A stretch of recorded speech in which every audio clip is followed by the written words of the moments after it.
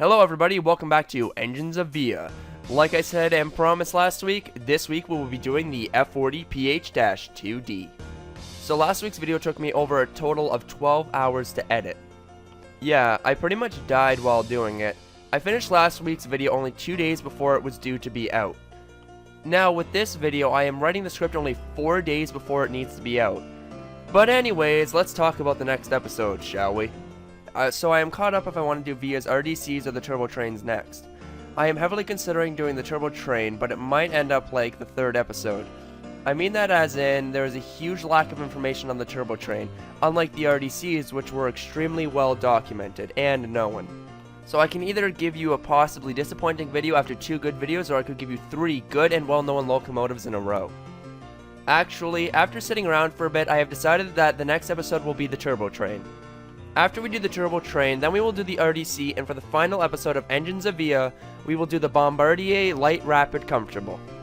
After we finish the series, there will be 2 more episodes, but they will not be titled Engines of VIA, but will be called Switchers of VIA. The videos will be shorter than the regular 5 minutes since the few switchers that VIA had were almost not documented at all. But anyway, I went on a giant rant again that more than likely makes no sense. With that being said, let's get into episode 5, the VIA GMD F40PH-2d. The EMD, Electromotive Division F40PH, was designed for Amtrak in 1975. Amtrak was looking for an engine to replace their increasingly dangerous SDP-40F fleet.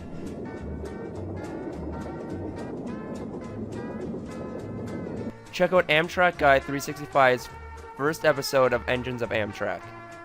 The F40PH eventually took the jobs of the SDP-40F and became an extremely iconic locomotive. Now, to avoid confusion when I list off the specs of the F40PH, this includes the VIA engines as well, even though they are F40PH-2Ds. The EMD F40PH weighs a whopping 260,000 pounds. They have an EMD 645E3 10-stroke V16 diesel engine, outputting 3,000 horsepower. They have 4 D77 traction motors.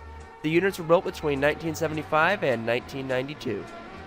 At one point in time, Amtrak rostered 210 F40PHs and F40PHRs, but the late 90s proved the downfall of the great F40PH.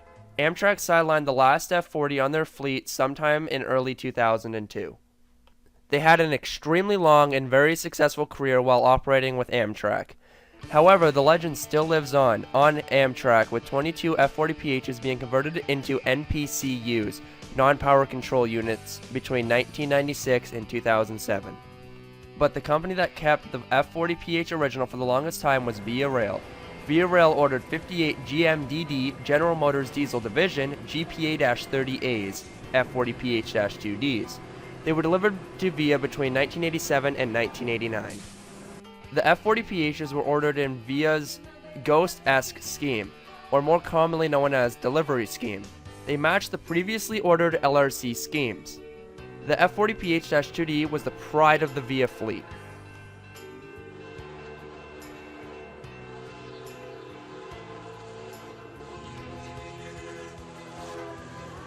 VIA number 6400 is what I like to call VIA's baby.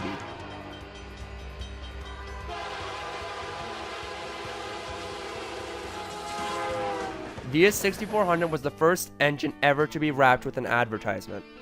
In 1990, VIA's 6400 was wrapped in a very short run of a Diet Pepsi advertisement. Along with it being the first engine wrapped on the VIA fleet, it was also the very first F40PH on the VIA fleet to be redone in Renaissance scheme. VIA 6400 was repainted in 2006, a whole 3 years before the VIA rebuild program. But VIA Rail's baby's life came to an end very early back in February of 2010, when she jumped a switch during an extremely bad snowstorm. She jumped the switch and landed right on her side, causing damage that would have cost VIA way too much money at the time to rebuild and fix her. VIA 6400 was the first. She was the first for everything for VIA. Her and her crew will be remembered, and they will never be forgotten. If VIA 6400 was still around today, I can guarantee you she would have been the first F40PH to be wrapped in the VIA 150th wrap. Now with some information out of the way, I will list off the biggest differences between the Amtrak and Via F40PHs. Via Rail's F40PHs had a top speed of 153 kilometers an hour, although units 6437 to 6458 have a top speed of 145 kilometers an hour. Amtrak's F40PHs had a top speed of 177 kilometers an hour. The most noticeable difference between the locomotives were actually the ditch lights. Via Rail's F40's ditch lights are below the hood, closer to the plow. However, Amtrak's F40PHs had their ditch lights at the base of the nose. I personally had never really liked where they decided to put the ditch lights. The most recent difference between the locomotives is in fact that the GPA-30Hs don't have sanders. During the Via F40PH rebuild, the Via F40PH's sanders were removed. This is the reason that Via 97, Amtrak Maple Leaf, does not use the Via F40PHs anymore. The possible biggest difference between the two companies' locomotives is their cabs. Via Rail's F40PHs have the desktop controls, while the Amtrak F40PHs had control stands. The reason for this is unknown. My theory on this is because the LRCs had desktop controls. But this doesn't make much sense since their other engines at the time that Via rostered had control stands as well. We may never know why. Via Rail's F40PHs have only been through 3 schemes: Via Delivery Scheme, Canadian Scheme, my personal favorite scheme, and Renaissance Scheme. The cool thing about Via Rail Delivery Scheme was the blue stripe matched up with the blue stripe on the HEP coaches. A similar thing was done with Renaissance Scheme and the LRC Delivery Scheme. Via Rail Renaissance Scheme is actually focused on matching the LRC coach fleet rather than the Renaissance coach fleet. The way you can tell this is the gray backs of the F40PHs and P42DCs match up with the gray on the LRC coaches. Although the fate of the F40PH fleet is coming up in the next 15 years. The Via Rail fleet, claimed by Via, is 29 years old. However, the Via Rail fleet is truly only 7 years old. The Via Rail rebuild completely rebuilt the F40PH fleet, giving them completely new life. The rebuild was done to extend the life by 20 years. This means that Via Rail's F40PH fleet will start being retired sometime around 2030. This will more than likely be the very end of all F40PHs, with a lot of companies already retiring their modified F40PHs. This means that Via Rail will be more than likely the last company ever to roster an F40PH.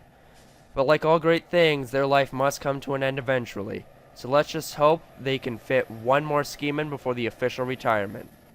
The F40PH will always be a legend when it comes to railroading. Well, that was a lot of information again for an episode. I know it won't be as long as last episode, but I tried my best to make it as long as I could. I estimate it might be around 6 to 7 minutes long, which is what I aimed for with the last episode of Engines of Via.